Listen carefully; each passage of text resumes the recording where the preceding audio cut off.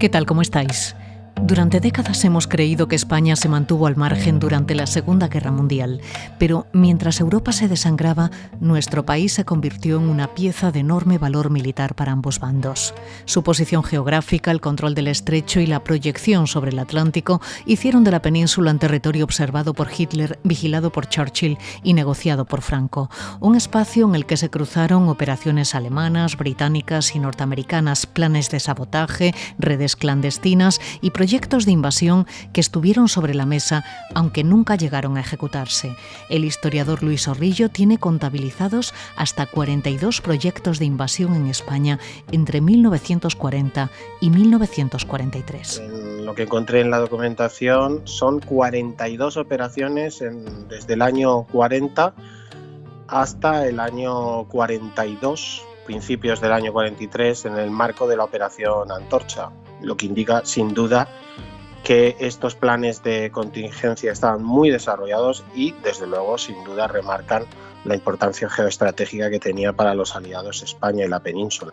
Conoceremos los planes militares de invasión, de sabotaje y contingencia más significativos desarrollados en España durante la Segunda Guerra Mundial en este capítulo doble que iniciamos aquí y que nos llevará a 3 territorios: Gibraltar, Canarias y Galicia. Nos acompañarán en este viaje los catedráticos de Historia Contemporánea de las universidades de Santiago y Sevilla, Emilio Grandío y Julio Ponce, y los doctores en Historia de la Universidad Complutense y de la Universidad de Las Palmas de Gran Canaria, Luis Zorrillo y Marta García Cabrera. No sabemos si Franco jugó a causa o consecuencia, ¿no? Pero lo cierto es que si hubiera salido un supuesto pacto en Daya, es evidente que España hubiera salido muy beneficiada, ¿no?, del esfuerzo que tenía respecto de ganar frente a las democracias, ¿no?, en ese sentido, porque no podía ofrecer mucho más que el apoyo de materiales militar, apoyo estratégico, apoyo de confianza, digamos, pero poco más, ¿no? No le iba a aportar mucho más. Las Islas Canarias estuvieron dentro de estos planes de ocupación de la zona macaronésica. No fueron las únicas islas que estuvieron en el objeto de Churchill, en el punto de mira de Churchill. También se plantearon invasiones sobre Azores y Madeira, pero rápidamente, en torno al año 1941, pues los objetivos giraron mucho más hacia Canarias, pues por también el desarrollo internacional de la guerra. Un riesgo real lo hubo el invierno del 40 al 41, clarísimo. Si Franco en concreto, que era el que tomaba las decisiones en aquel momento, pues después de Hendaya, permite que las tropas de la Wehrmacht atraviesen España. Desde luego Gibraltar sí, bueno, a lo mejor algo más de 72 horas hubiera aguantado, pero no mucho más, y se hubiera producido. Los 4 han tenido acceso a miles de documentos desclasificados que nos permiten encajar las piezas de un puzzle tan apasionante como complejo, que ha servido de argumento a docenas de novelas, películas o series de televisión. Conoceremos las más significativas junto al catedrático de Historia Contemporánea de la Universidad Autónoma de Barcelona, Francisco Veiga. Durante la Segunda Guerra Mundial, los aliados intentan una operación muy audaz para hacer creer a los alemanes que en vez de desembarcar en Sicilia, van a desembarcar en los Balcanes. Y entonces lo que hacen es lanzar un cadáver vestido con uniforme de oficial británico y con documentos en una cartera ante las costas de Huelva. Y entonces se utiliza a este cuerpo, ¿no?, para crear toda la ficción.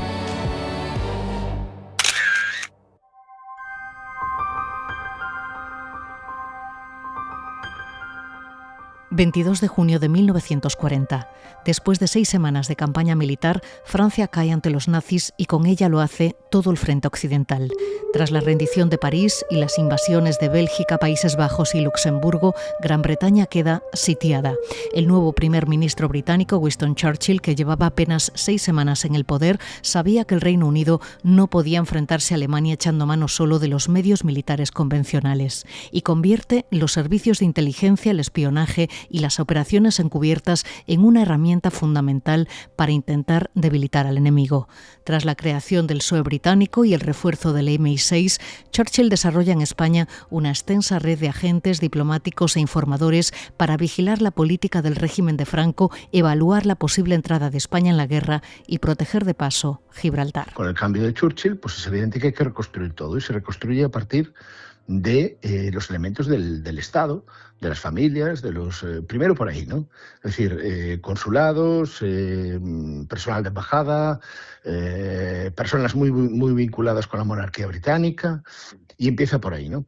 La siguiente fase ya es preparación, ¿no? Preparación de elementos especializados, ¿no? Primero, creación de redes, después preparación de elementos especializados, es decir, para sabotaje, para posibles sabotajes, para búsqueda de información y para posibilidad de preparar a medio plazo una insurrección contra la dictadura franquista. Eso se va haciendo de manera paulatina, fortaleciendo Gibraltar al mismo tiempo, y de esa manera, digamos, paralela, se va realizando, se va estructurando toda una base en 2-3 años, de una manera muy rápida. En 2-3 años, de la nada prácticamente de la información británica, aparece toda una estructura capaz de poner en jaque a lo que significaba el Estado, la dictadura, ¿no?, de General Franco. Y bueno, se va construyendo, ya digo, desde la base, desde el principio, posteriormente con gente más o menos implicada, pero formada en Gran Bretaña en la mayoría de los casos, y después, ya, digamos, en la tercera fase, en el cual ya con gente, para entendernos, más amateur, más voluntarista, más ideológicamente implicada, digamos, dentro del propio Estado franquista, ¿no? La oposición, gente perseguida, gente represaliada, y que para ellos ya en esa tercera fase significaba una esperanza echar abajo la dictadura. En 1940 España era un país arruinado, militarmente débil y controlado por una dictadura recién salida de la guerra civil que, aunque mantenía hacia el exterior una posición de neutralidad, colaboraba estrechamente con las potencias del eje. Todo lo que son servicios de comunicaciones, todo lo que significa información, la verdad es que era un cauce absolutamente abierto para los servicios del eje, ¿no? No hay grandes diferencias entre lo que significa ser una España fascista en aquel momento y una España no beligerante, ¿no?, como se definía. La fuerza militar de España era limitada. Su valor, sin embargo, era enorme tanto para las potencias del eje como para los aliados. España en sí misma como país, era una potencia pues de segundo orden, no representaba mucho en el marco internacional, pero desde el punto de vista de su posición geopolítica era clave tanto para un bando como para otro. Y claro, teniendo la presencia de Gibraltar, de la base naval de Gibraltar, pues desde luego adquirió una importancia extraordinaria porque por España pasa el control del estrecho y esa línea clave que es Baleares, Estrecho, Canarias, y para los dos bandos va a ser muy importante. La península controlaba el acceso al Mediterráneo occidental, Gibraltar seguía en manos británicas y el estrecho era la llave de las comunicaciones entre el Mediterráneo, el Atlántico y el norte de África. Gibraltar, desde luego, ocupó un lugar fundamental durante la Segunda Guerra Mundial en este escenario del Mediterráneo, pues entre 1940 hasta 1943. Cerrar el estrecho significaba pues convertir en una especie de lago al mar Mediterráneo, que era un mar que estaba bajo el control británico, y eso le hubiera hecho un daño extraordinario. Entonces, claro, ellos siempre presionaron mucho a favor de la neutralidad de España, que España se mantuviera neutral, y lo que hicieron fue pues darle, suministro a cambio de la neutralidad, mientras que la oferta alemana era contraria, era el meterse en la guerra precisamente para poder atravesar la península y atacar el peñón de Gibraltar. En este contexto se produce uno de los episodios diplomáticos más importantes de la Segunda Guerra Mundial, la entrevista en Hendaya entre Adolf Hitler y Francisco Franco.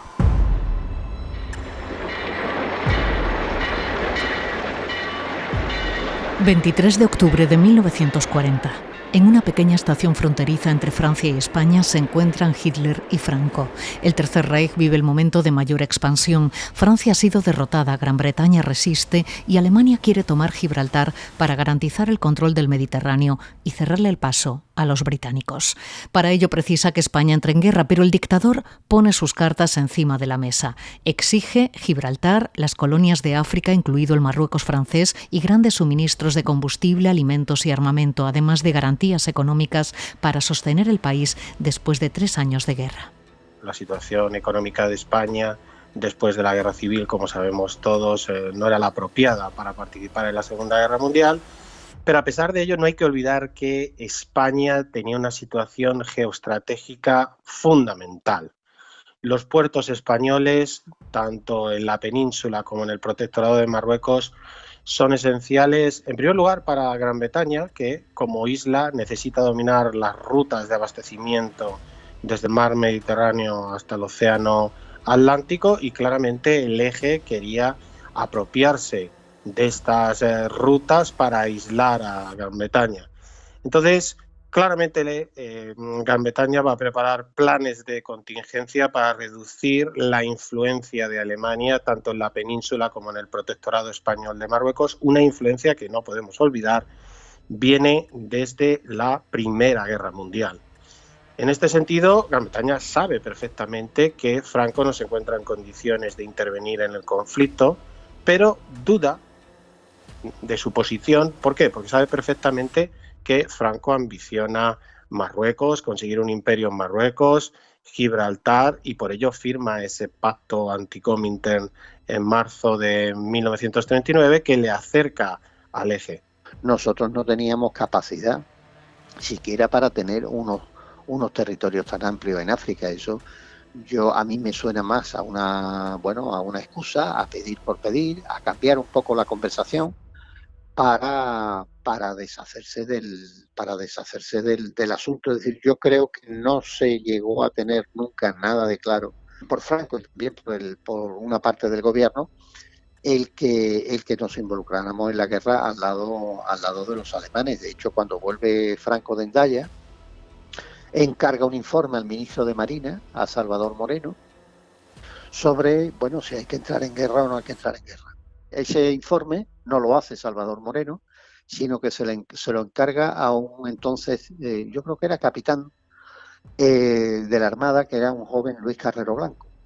Y Luis Carrero Blanco hace un informe, los 21 puntos que se lo denomina, un informe en el cual está desaconsejando desde el punto de vista de la inteligencia naval, podríamos decir, o de la potencia naval de España, involucrarnos en la guerra de momento. Después de 6 horas de negociación, la reunión termina sin acuerdo. Hitler considera excesivas estas condiciones planteadas por España y el país queda oficialmente fuera de la guerra. El Führer llegó a decir que prefería que le sacaran varias muelas antes que negociar con Franco. El mito tradicional veía en Franco esa posición astuta durante la Segunda Guerra Mundial que consiguió esa supervivencia y esa neutralidad de España en el conflicto, cuando lo que se ve en la documentación es que precisamente fueron esos planes de contingencia británicos y la posición de Hitler en el conflicto lo que alejó a España de la guerra. Tradicionalmente se ha asumido la cuestión de que Franco defendió los intereses españoles, ¿no?, en ese sentido, y que pero no fue exactamente así. Realmente a Alemania tampoco no le interesaba mucho lo que pudiera aportar España. ¿Qué podía ofrecer? Pues poco. El objetivo primordial de Franco durante todo su régimen fue la supervivencia. Y con esta postura, ¿para qué intervenir en el conflicto, no?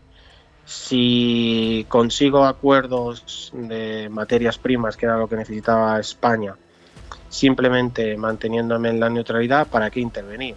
Siempre es mejor conseguir ese pan que necesitan los españoles sin intervenir en el conflicto que gastar recursos significando automáticamente la entrada en la guerra, ¿no? Con lo cual la elección era fácil para cualquier dirigente. Lo que pretendía Franco era conseguir tajada de ello, ¿no? Le pidió en Hendaya, evidentemente, una expansión del imperio, más que una expansión del imperio, casi la creación del imperio, ¿no? Todo el norte de lo que significa las conquistas del norte de África, etcétera. Y Alemania, el Tercer Reich en aquel momento, pues tampoco entendía que era quizás peticiones excesivas para ello, ¿no? No sabemos si Franco jugó a causa o consecuencia, ¿no? Pero lo cierto es que si hubiera salido un supuesto pacto en Daya, es evidente que España hubiera salido muy beneficiada. Y todos, Alemania, Londres y Madrid, ponen entonces el foco en un pequeño territorio de apenas 7 kilómetros cuadrados, pero de un gran valor geoestratégico. Hablamos de la llave del Estrecho, del guardián del Mediterráneo. Hablamos de Gibraltar. Gibraltar, desde luego, ocupó un lugar fundamental durante la Segunda Guerra Mundial en este escenario del Mediterráneo. Pues entre 1940 hasta 1943. Realmente hubo dos operaciones muy importantes en las cuales Gibraltar desempeñó un papel clave. Hay que tener en cuenta que Gibraltar era el único territorio de Europa continental en manos de los aliados. No era un territorio invadido por los alemanes ni era un territorio neutral, sino que era un territorio en manos de los aliados en Europa continental. Era el único en ese momento y va a ser básico para organizar la operación Antorcha, la operación Torch de noviembre del 42, y también va a ser muy importante para el desembarco en Sicilia. Así las cosas, el alto mando alemán empieza a preparar una operación para hacerse con Gibraltar. Arranca la Operación Félix. Los alemanes tenían previsto atacar el Peñón de Gibraltar en 1941, después de la entrevista de Endaya, que es precisamente uno de los puntos fundamentales, el que España se sumase al esfuerzo de guerra de los alemanes para poder entrar, atravesar España y atacar Gibraltar. Atacar Gibraltar por el punto más débil, que es un ataque por tierra. Por tanto, el ataque clave era a través del istmo. Y de hecho van a hacer, pues un montón van a hacer varios planes, pero el que finalmente se condensará será el plan Félix, que de lo que se trataba era de preparar a la Wehrmacht con infantería, con apoyo de tanques, artillería y un ataque fundamentalmente terrestre, con algo de apoyo aéreo, que serían bases españolas para la Luftwaffe, para la aviación alemana, y con esa combinación entre aire y tierra, pues tomar Gibraltar. Hitler envía una comisión dirigida por el jefe de la inteligencia del Abwehr, Canaris, para estudiar la situación. Se hacen, es un viaje de reconocimiento donde se estudia la viabilidad. Se ve que existen dificultades, principalmente el acceso por carretera para llevar a cabo la invasión que cause la sorpresa y arrebataría en ese sentido esta importante posición de los británicos, pero sin duda se inserta dentro del contexto de la guerra. ¿Pero estuvo realmente en riesgo el Peñón? Si Franco, en concreto, era el que tomaba las decisiones en aquel momento, pues después de Endaya, permite que las tropas de la Wehrmacht atraviesen España. Desde luego Gibraltar, sí, a lo mejor algo más de 72 horas hubiera aguantado, pero no mucho más, y se hubiera producido. Claro, las consecuencias de aquello, haciendo un poco historia contrafactual, ¿qué hubiera ocurrido si? Desde luego los británicos lo que habrían tomado muy probablemente es Canarias. No creo que tanto la Ría de Vigo, pero sin duda alguna las Islas Canarias se habrían tomado como un balcón en el Atlántico cercano a la zona del Estrecho. Desde luego, muy probablemente, el régimen hubiera quedado sentenciado para los aliados, y cuando se produjo la operación Antorcha, que se había producido de otra manera, pero que se habría terminado produciendo, pues desde luego uno de las zonas a atacar hubiera sido el protectorado español, ese se hubiera perdido, y desde luego una entrada de los aliados en España y un cambio de régimen seguro. Al final, nada de esto sucedió, principalmente por dos motivos. Por un lado, el contexto internacional llevó a Berlín a aparcar la Operación Félix y concentrarse en la invasión de la Unión Soviética. Era de difícil ejecución Félix en el momento en el que Hitler está llevando a cabo, en ese mismo verano y en el otoño, la batalla de Inglaterra, que luego derivará en el Blitz. Y desde luego, sí, al mismo tiempo está pensando ya en diciembre del 40 la invasión de la Unión Soviética. Hitler al final decide, dejar la carpeta de la Operación Félix en un cajón en febrero de 1941 por esta cuestión, porque sabe perfectamente lo que ha pasado en la historia, no quiere tener una guerra en dos frentes como le había ocurrido a Napoleón, y por eso va a concentrar todos sus recursos y todas sus fuerzas en la invasión de la Unión Soviética, para posteriormente posponer la Operación Félix cuando se hubiera derrotado a las fuerzas de la Unión Soviética. Pero además los planes de Hitler sobre Gibraltar chocaban con los del propio Franco. Para que Alemania ejecutase la Operación Félix, Franco debía permitir el paso de tropas alemanas por España. Pero esa autorización nunca llegó porque el dictador quería recuperar Gibraltar y echa mano de una operación que empezara a diseñar incluso antes del encuentro de Hendaya, la Operación C. Es una operación absolutamente española de adelantarse a los alemanes y tomar Gibraltar fundamentalmente con tropas españolas, con fuerzas españolas, para no convertir Gibraltar el día de mañana en un segundo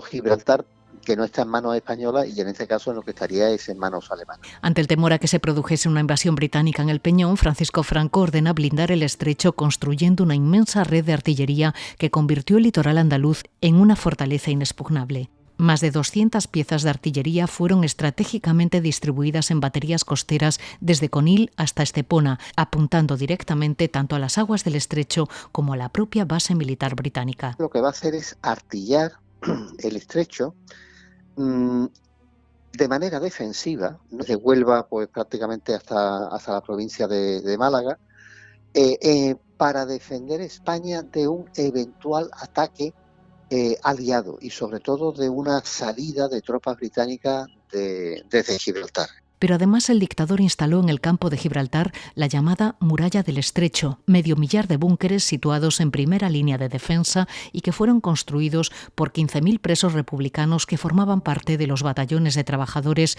y que eran empleados como mano de obra esclava por Franco. Ciertamente para lo que era la España del momento y la tecnología armamentística del ejército español, pues era muy notable. Ahora, si comparamos toda esa red de búnkeres con los búnkeres, por ejemplo, que estaban construyendo los alemanes en Normandía o en la costa atlántica francesa, bueno, pues tanto por el material como por sus capacidades eran búnkeres muy limitados, en el sentido de que yo creo que se tenía conciencia de que si atacaban los aliados, por ejemplo, esos búnkeres no hubieran sido ningún tipo de problema para ellos. De hecho, y al igual que estos planes que estamos comentando, los búnkeres se construyeron, no todos terminaron siendo artillados, por cierto, y bueno, nunca entraron en funcionamiento. Esta es una de las ocasiones perdidas de Hitler, porque si Hitler hubiera invadido España en ese momento para apoderarse de Gibraltar, sin duda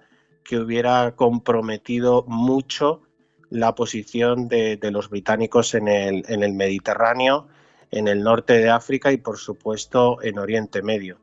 ¿Por qué lo hizo Hitler? Bueno, pues porque Hitler entendía la guerra más con criterios raciales que militares, por eso antepuso, ¿no?, esa invasión de Gran Bretaña, y desde luego ya tenemos pruebas de que existe una directiva de guerra en diciembre de 1940 donde Hitler está pensando ya en esa invasión de la Unión Soviética, que va a descartar una de las operaciones de invasión de España, como es la operación alemana Félix, para apoderarse de Gibraltar. Ahí estuvo la ocasión perdida.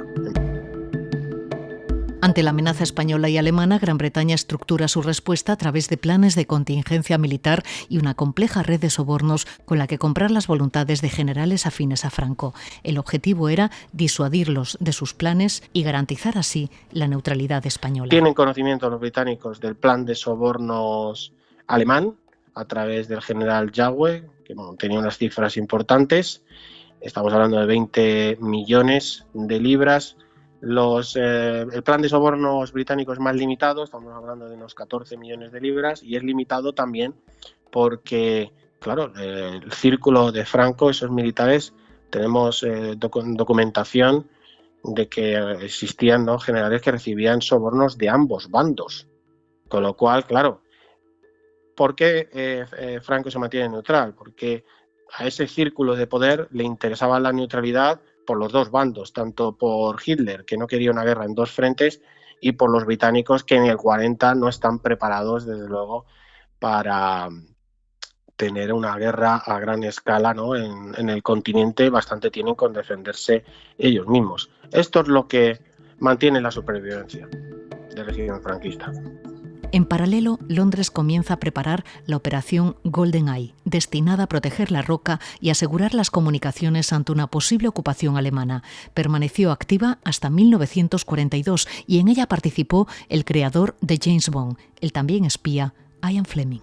Fleming colaboraba estrechamente con el jefe de la inteligencia naval, el almirante Godfrey. Ya he indicado anteriormente la importancia que tiene la inteligencia naval en España, en el dominio de esos puertos. De hecho, era el servicio de inteligencia que tenía un mayor conocimiento de nuestro país desde la Primera Guerra Mundial. Y claro, es la inteligencia naval quien diseña este plan. Es un plan que está basado en operaciones económicas mediante el suministro de materias primas básicas. Y GoldenEye, pues claro, estuvo viviendo potencialmente durante varios años, aunque ya a partir del año de finales del 43, comienzo del 44, y cuando ya se ha producido el desembarco en Sicilia y el Mediterráneo está asegurado, y digamos que el centro de la guerra se desplaza hacia el norte, y en junio del 44 se producirá el desembarco de Normandía. Ya, esta zona pues queda perfectamente alineada con los aliados y no supone ningún problema.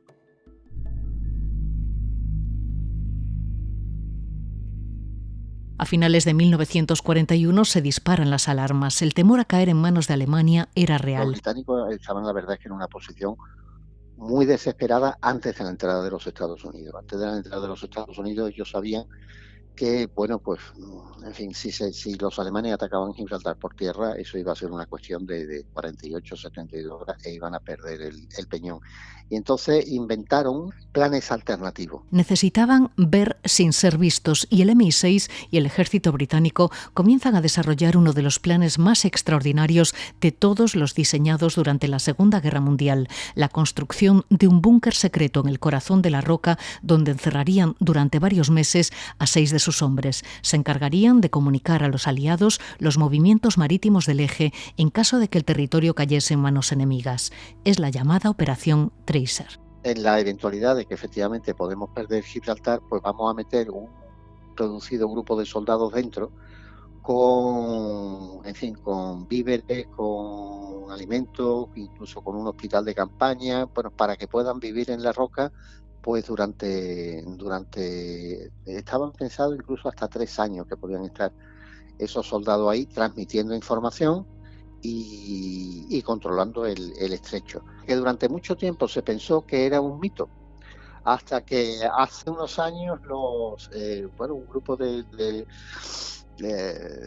aficionados también a la historia y de investigadores estuvieron explorando el interior de los túneles de la Roca y dieron con los lugares, ¿no?, diseñados para la operación Tracer, que nunca fueron ocupados, pero que se quedaron ahí. Como Gibraltar nunca fue invadido, la Operación Tracer jamás se puso en marcha, pero desde 1941 el alto mando británico diseña diversos planes de defensa y contraataque por si Franco o Hitler inutilizaban el peñón, como las operaciones Blackthorn y Suffolk desplegadas en el sur de España. Destacaría la operación Blackthorn, que pretendía, desde a la altura del Ebro repeler esa invasión alemana. La operación Suffolk, por cierto, diseñada por el general Aranda y por Hilgarth, que era la mano derecha del embajador británico Orr en España, que era un colaborador y amigo personal de Churchill, para defender las posiciones británicas y el estrecho desde el río Guadalquivir. Y la operación final Relator, que pretendía también la defensa de la península mediante un contingente que desde el norte de África penetraría en la zona de Málaga para defender el importante núcleo estratégico del Peñón. Al final, todas estas operaciones no se llevaron a cabo porque a la altura de la primavera del 41 no se produce esa invasión alemana de España, porque Hitler sin duda alguna está pensando en concentrar sus fuerzas en la Unión Soviética. Gibraltar era irrenunciable para los británicos, por eso centran sus esfuerzos en defender la roca, pero lanzan una advertencia: si Gibraltar cae, invadirían las Islas Canarias.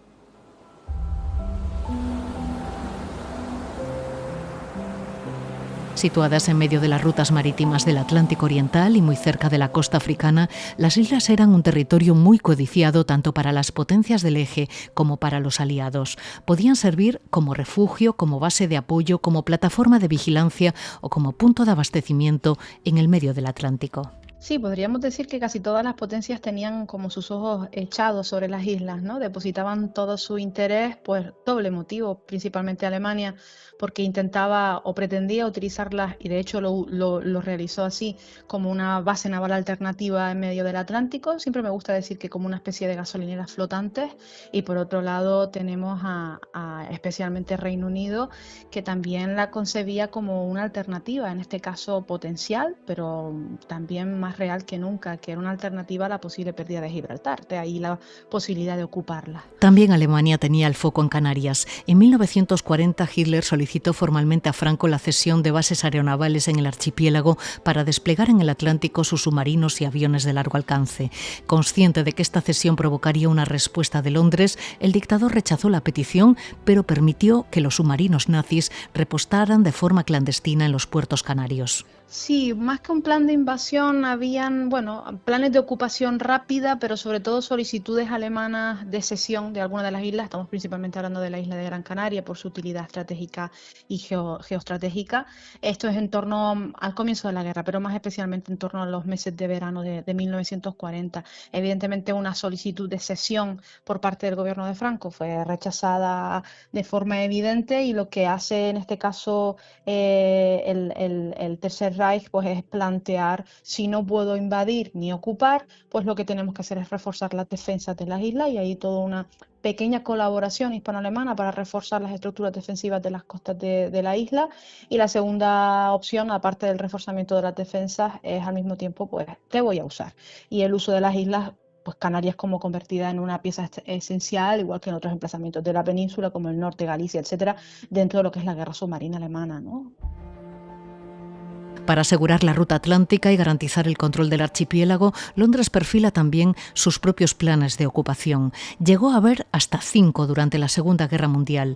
El primero de ellos fue la Operación Puma, diseñada en 1940 para proteger las islas ante una posible invasión por parte de las potencias del eje.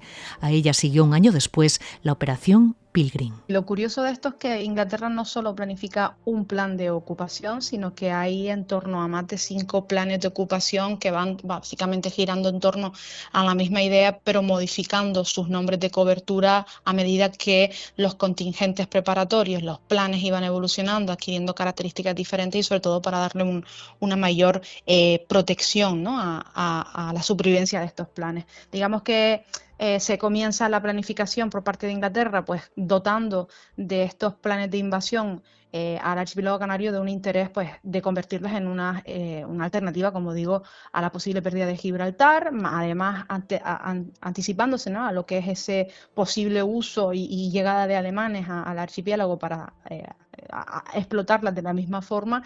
Y estos planes, digamos que lo que pretendían es convertir a Canarias en una base, pues naval destacada, en esa base esencial en el Atlántico.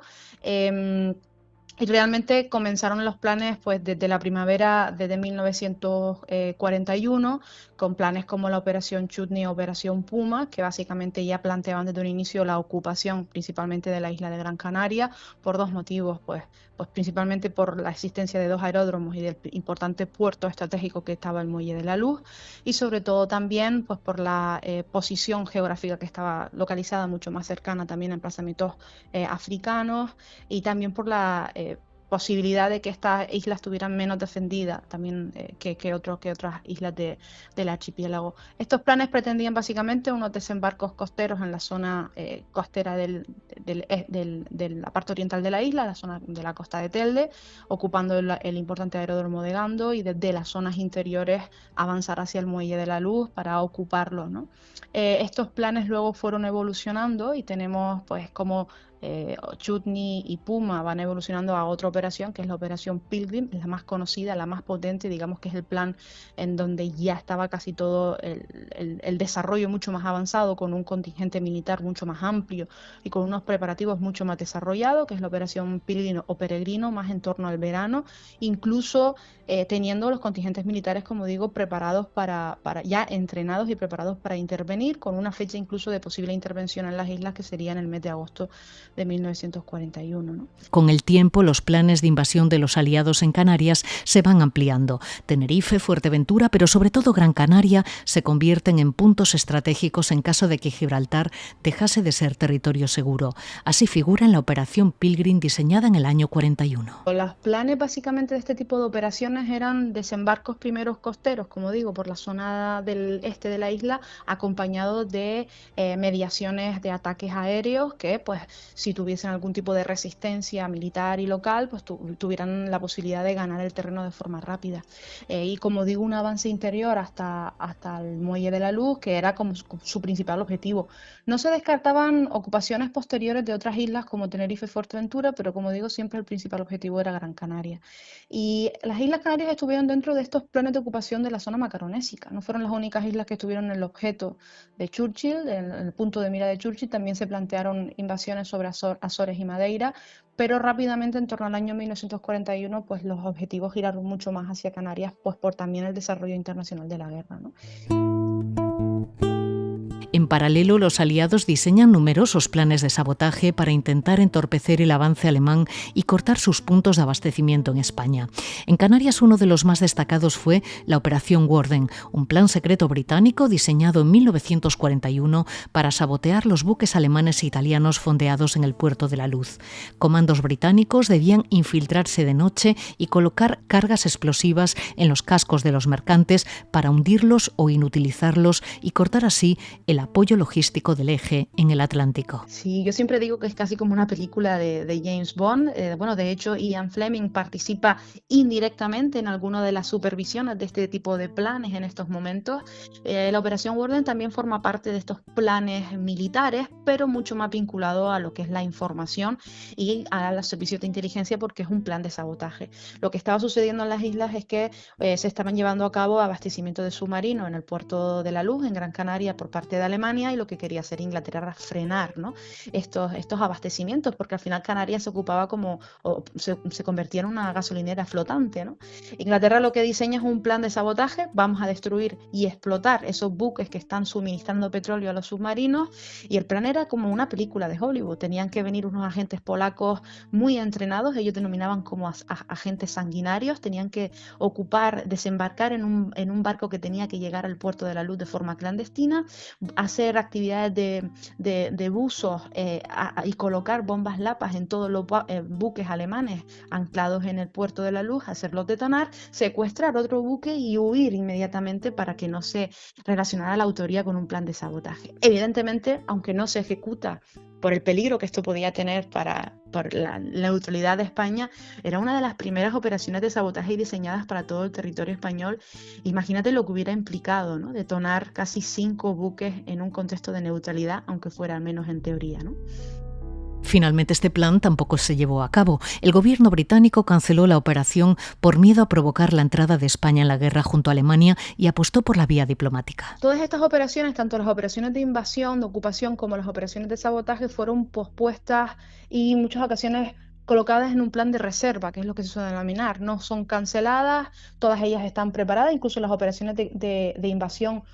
Los contingentes militares fueron enviados a Freetown, a Sierra Leona, para estar mucho más cerca en caso de que se diera la voz de alarma y a ejecutarse. Por tanto, es una fase de reserva de las operaciones, pero en este caso tanto las operaciones de invasión como las de sabotaje se van postergando, intentando mantenerlas sin activar hasta último momento. Digamos que querían mantenerse una alternativa antes de llegar a ellas, pues porque se daba por parte de Inglaterra una preferencia a la mediación diplomática, a la mediación de la presión para evitar el uso de Canarias por parte de Alemania y evitar la generación de un conflicto mayor en Canarias, como por ejemplo podría ser una intermediación de un plan de sabotaje que hubiera significado la detonación de 40.000 toneladas de barcos enemigos en un territorio neutral. Eso hubiera implicado la entrada de España en la guerra, por lo cual la mediación y la preferencia de la presión diplomática fue, además del desarrollo de los acontecimientos internacionales, la invasión alemana de la Unión Soviética, el desplazamiento del foco de atención desde la zona mediterránea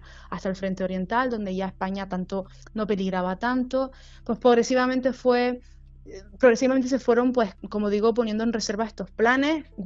El plan de sabotaje no se ejecuta, pero sin embargo las operaciones de invasión no solo se van poniendo en reserva, sino que se van actualizando. Los canarios asistían con sorpresa a todos estos planes de invasión y sabotaje. Para ganarse el apoyo de la población local en esta batalla por el control de Canarias, Londres echó mano de la guerra psicológica. Los servicios secretos británicos organizaron campañas de propaganda que incluían el lanzamiento de octavillas desde aviones de la RAF en las que se presentaban como amigos protectores frente a la amenaza nazi. Los británicos no solo llegaron a preparar los contingentes militares, sino que tenían preparado todo al detalle, incluso las octavillas y los panfletos que tenían que lanzarse por los aires, ¿no?, a través de los aviones para las islas para convencer a los canarios, ¿no? Y había un panfleto muy curioso que decía: Canarios, en este momento crítico sus jefes les han vendido, pero la fuerza del Imperio Británico les ayudará, nuestros acorazados aviones y soldados están a su lado. Y terminaba con una frase muy curiosa que era: el triunfo de Inglaterra les va a traer gofio, trabajo y libertad. Bueno, yo siempre digo que la conciencia de los canarios de lo que estaba sucediendo en todo esto era relativa. Por un lado, los canarios de a pie, pues simplemente se dedicaban a sobrevivir en unas condiciones de posguerra, pues naturalmente complicadas, pero sí que es verdad que de fondo se estaba viendo palpablemente un incremento de estructuras militares, un incremento de estructuras defensivas, unos ajetreos movimientos, pues, de personal extranjero, que evidentemente se traduce en algo está sucediendo, ¿no? Es bastante complicado, pues, asegurar si la población era consciente de los riesgos que esto podía tener de cara a una posible invasión. Este tipo de panfletos en el que aseguraba al canario que colaborara con ellos porque iba a ser mejor para ellos, realmente, pues, probablemente no estaban en conocimiento de ninguno de estos ingleses, de estos canarios, perdón. Pero sí que es curioso que cuando uno lee los informes británicos, esa sobreestimación de lo bien que iba a salir la operación residía principalmente en la exagerada anglofilia que existía supuestamente, según los británicos, en las islas, ¿no? Una anglofilia que sí, que es verdad que era latente, es decir, hay una tendencia a vincular a los canarios más con Inglaterra porque la presencia británica en las islas es histórica, mucho más que los alemanes, pero eso no implica que también existiera una importante germanofilia, pues, amparada en la reciente comunidad alemana de las últimas décadas que ya se estaba estableciendo, y sobre todo por una reciente colaboración ideológica, ¿no?, del gobierno de Franco. A finales de 1941, la inteligencia militar alemana desplegó en secreto la Operación Bowden, una sofisticada red de 14 estaciones de vigilancia nocturna diseñada para cazar convoyes aliados en el estrecho de Gibraltar mediante sensores infrarrojos. 9 se situarían en el sur de España y 5 en el protectorado de Marruecos. Aunque el entramado tecnológico funcionó a pleno rendimiento desde la primavera de 1942, el contraespionaje británico logró neutralizar su impacto tras descifrar las comunicaciones alemanas con la máquina Enigma. Aquí se ve, ¿no?, en la altura del 42, como la tecnología británica, con ayuda de los estadounidenses, empieza a ser superior, y los británicos saben perfectamente, ¿no?, a principios del año 42, que los alemanes tienen 14 estaciones de radio que están informando sobre el paso de los buques en el estrecho. Para los alemanes es la operación Boden, que hace referencia a esas estaciones de radio por infrarrojos que tienen instaladas, con ayuda y en connivencia de las autoridades españolas. Hasta se vestían, ¿no?, con el uniforme del ejército español los alemanes para no ser descubiertos, pero los británicos lo saben. Yo me encontré una carpeta que es la operación Blake, donde tienen conocimiento, se demuestra que por desciframiento de códigos tienen conocimiento de esas estaciones de radio que van a utilizar para presionar al régimen franquista. En agosto de 1942 se libró en el Mediterráneo una de las batallas aeronavales más feroces de la Segunda Guerra Mundial. Hablamos de la Operación Pedestal, con la que Londres pretendía enviar suministros desde el estrecho de Gibraltar a la asediada isla de Malta ante el bloqueo del eje. El ataque perpetrado por submarinos y aviones alemanes e italianos contra el convoy británico provocó más de 500 muertos, además del hundimiento de un portaaviones, 2 cruceros y un destructor y 9 buques mercantes. A pesar de las bajas, supuso una victoria para los aliados que consiguieron salvar la isla de Malta. Gibraltar tiene que mantener y tiene que auxiliar a la base de Malta, a la isla de Malta, que esa sí estaba siendo muy atacada porque estaba muy cerca de Italia y los raids aéreos, tanto de los italianos como de los alemanes, eran continuos. Y de hecho hubo una operación que fue la Operación Pedestal en agosto del 42 para enviar suministros como fuera y que no cayera la isla de Malta. Y eso lo tiene que hacer en agosto del 42 perdiendo un par de portaaviones. Es decir, que se la jugaron desde Gibraltar con tal de mantener Malta. Ese fue el momento, digamos, más, en el año 42 fue el momento de máxima tensión. Poco a poco, el foco de atención se iba alejando de España y se desplazaba al norte de África, donde estaba a punto de comenzar la operación que cambiaría definitivamente la posición de España en la guerra. Hablamos de la Operación Antorcha, la única diseñada por los aliados que llegó a desarrollarse plenamente. Pero además, en 1943, Galicia estuvo a punto de convertirse en Normandía. Los aliados siguieron presionando a Franco para romper definitivamente con el eje y el régimen poco a poco fue mudando de estrategia a medida que se iba incrementando la asfixia económica y el aislamiento político del país. Volveremos con todo ello en el capítulo 5 de Desclasificado, en el que os ofreceremos la segunda parte de Invasiones, España en el punto de mira durante la Segunda Guerra Mundial.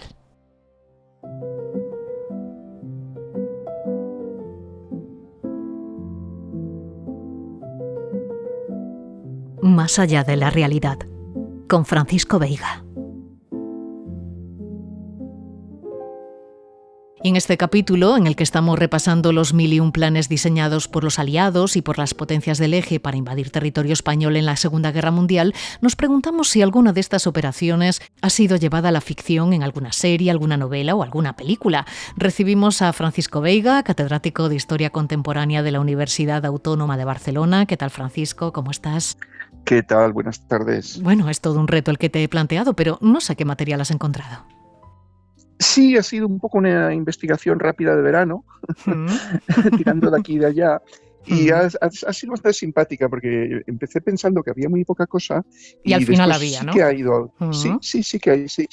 A este respecto, debo decir que como han ido apareciendo títulos e historias por aquí y por allá de manera un poco sorprendente, aprovecho para disculparme si algún autor nos escucha y dice que, oye, que no he puesto mi novela. Lo siento muchísimo por no pasa adelantado. nada, sino que nos lo diga, lo incluimos otro día. Efectivamente, y lo colocamos en otro sitio, en otro momento.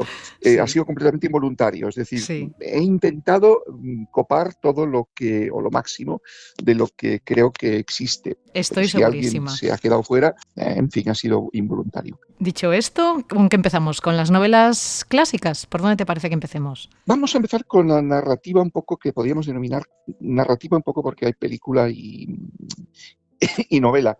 Un poco el abordaje clásico del tema, ¿no? Bien. Y el abordaje clásico del tema pertenece casi mayoritariamente a los británicos, ¿no? Que tienen esta escuela de novela histórica y también han escrito mucho sobre espionaje y narrativa de espionaje. Entonces ellos son los que controlan el juego una vez más.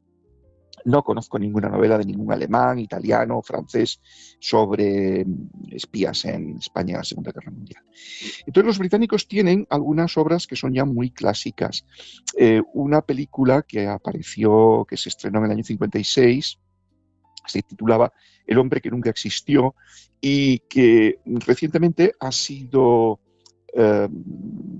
vuelto a ser emitida con otro formato completamente nuevo, y la película se titula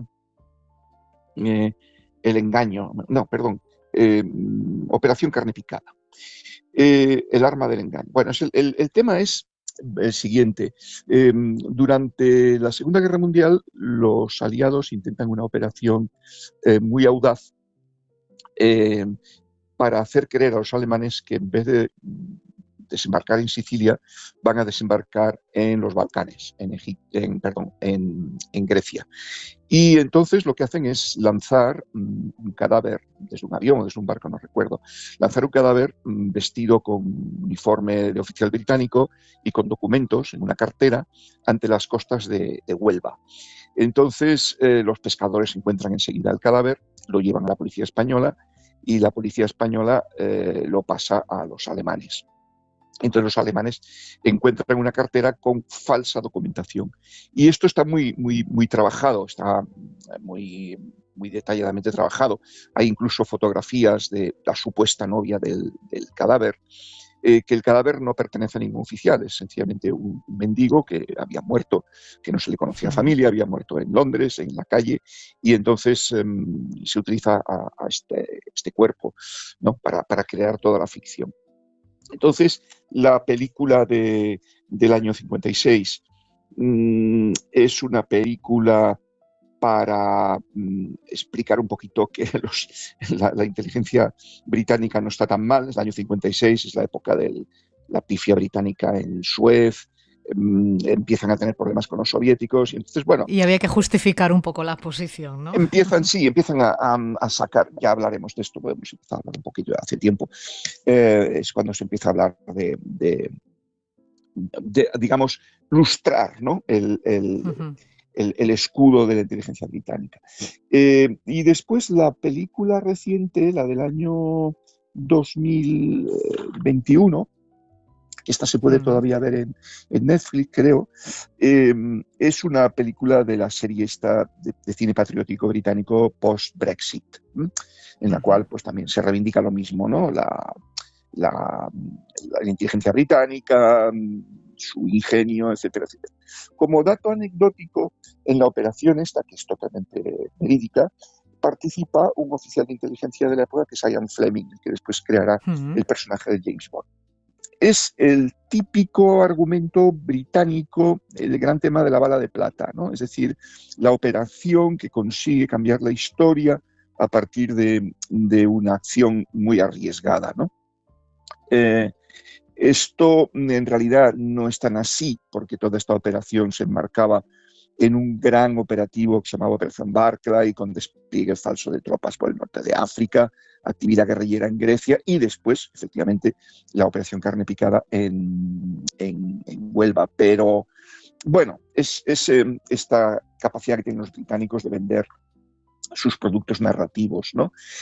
Después, otra novela, ya de otro tipo, más clásica, es Invierno en Madrid, de Sanson, es una novela del 2006, que es muy parecida al Tercer Hombre.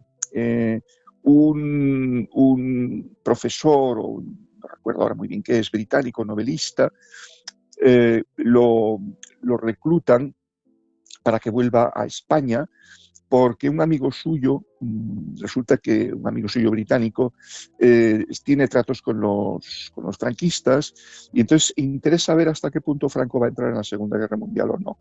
Y entonces envían a este hombre, que cuando llega allí se encuentra también una antigua novia. Esto es un argumento muy parecido al del Tercer Hombre, ¿no? La búsqueda del antiguo amigo, que resulta que es malo, el antiguo amigo se ha vuelto malo, y entonces aparece una novia de por medio de la época. Es muy parecido. En un mundo crepuscular, ¿no? En el caso de El Tercer Hombre, la Viena del 48, en el caso del Invierno Madrid, pues Madrid, ¿no? Madrid del 40, con extraperlistas, estafadores, contrabandistas, ¿no? Una ciudad empobrecida, con mucha hambre, etcétera. Algo parecido a la Europa año cero del Tercer Hombre. Es una novela, digamos, como diríamos, de oficio, ¿eh? John Sanson es un novelista de novela histórica británica, ha hecho muchas cosas y entonces, pues bueno, pone esta también. Una novela en la cual se mezcla mucha guerra civil, quizás es un poco confuso la lectura, pero bueno, en conjunto pues es una novela típica y tópica un poco del periodo. por parte española. Y merece la pena echarle un ojo. Es una novela, sí, a la gente que es curiosidad. aficionada a estos temas debería echarle un ojo porque es una novela correcta. Muy bien. Después tenemos un poco novela hamburguesa, ¿no? O sea, novela estas hecha rápidamente o más o menos rápidamente con, digamos, para consumo rápido, una novela trepidante, entretenida, ¿no? Aquello que empiezas con la primera página y no puedes terminar hasta la última, que es Operación Félix, de Peter Harris. De la que hemos hablado aquí en este capítulo muchísimo, de la Operación Félix. Sí, pues bueno, pues aquí tenéis una novela escrita por Peter Harris, que no es Peter Harris, es un autor español que se llama José Calvo Collato, publicada en el 2014. Vaya. Y bueno, pues es una novela, una reconstrucción bastante interesante, a muchos niveles, del espionaje alemán, de la Gestapo por un lado, de los británicos por otro, de los españoles, que hay ahí antiguos brigadistas, antiguos combatientes republicanos. Bueno, es una cosa como muy, ¿no? Muy abordaje muy amplio de la Operación Félix y por qué no puede llevarse a cabo finalmente. Un poco como tema colateral, aunque también es narrativa, hay un cómic que se titula Operación Félix, de José Robledo y Marcial Toledano, una novela gráfica, como se dice ahora, publicada por Diablo Ediciones. Pero bueno, aquí el espionaje sí que no tiene mucho contenido, es sencillamente es una ucronía, es la toma del Peñón de Gibraltar por los alemanes y españoles, supuesta toma inventada en el año 41. Bueno, es entretenida, es una obra entretenida. Y después están las ucronías, esas historias que intentan responder a la pregunta ¿y qué hubiera pasado si? Este periodo histórico de la Segunda Guerra Mundial, Francisco, se presta mucho a esta estructura. No sé si también en España. En España hay un momento en que este desahogo se hace muy necesario, inventar qué hubiera pasado si, que es el año 76, cuando aparecen dos novelas, que no son de espías, la novela de Jesús Torbado, En el día de hoy, y la novela de Fernando Díaz Plaja, El desfile de la victoria, en el cual la República gana la guerra. No Franco, sino la República gana la guerra. Entonces, ¿qué pasa después con esto, no? Entonces, de ahí salen una serie de novelas, pero yo creo que el ejemplo que más nos interesa, el ejemplo más trabajado, es la novela, que después da lugar a una serie de secuelas, de Albert Villaró, Los embajadores, del año 2014.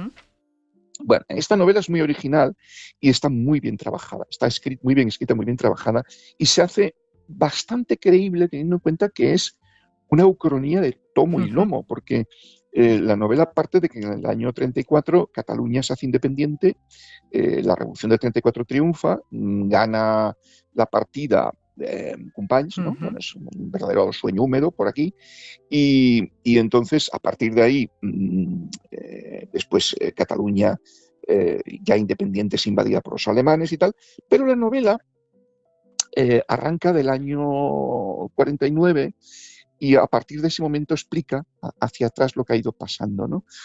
Entonces es bastante divertido porque es una novela en la cual el espía es un sacerdote, el padre Farrás, que lo envían porque hay un complot que intenta desmontar, bueno, intenta terminar con la independencia catalana. En Madrid no está Franco, sino está Sanjurjo. Claro, si haces una ucronía tienes que cambiarlo todo, no puedes cambiar solamente una parte, tienes que cambiarlo todo, y una vez que has cambiado todo colocas ahí la pieza, ¿no? Para que te funcione. Y eso está pues bastante bien hecho, pero no es una novela trepidante, no es una novela de acción angloamericana con situaciones así violentas y raras, sino que es...